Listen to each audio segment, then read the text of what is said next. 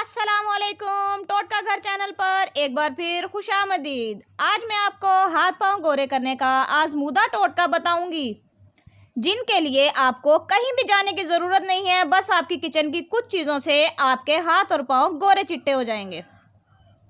इसके लिए आपको बेसन चाहिए 2 चम्मच, आलू का रस चाहिए 2 चम्मच, टमाटर का रस चाहिए 2 चम्मच, नींबू का रस 2 चम्मच, ग्लिसरीन 1 चम्मच।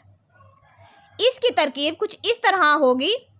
एक प्याली में 2 चम्मच बेसन लें, इसमें 2 चम्मच आलू का रस, 2 चम्मच टमाटर का रस, 1 चम्मच नींबू का रस, 1 चम्मच ग्लिसरीन डालें। अब इन तमाम चीज़ों को अच्छी तरह मिक्स करें और अब इसे अपने हाथों पर लगाएं और पैरों पर भी लगाएं और 5 मिनट लगाने के बाद हल्के हाथों से 10 मिनट मसाज करें।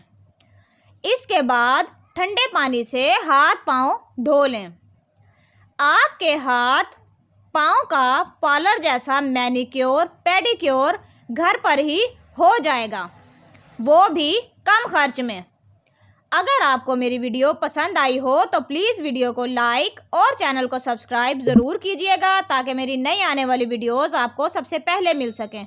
शुक्रिया।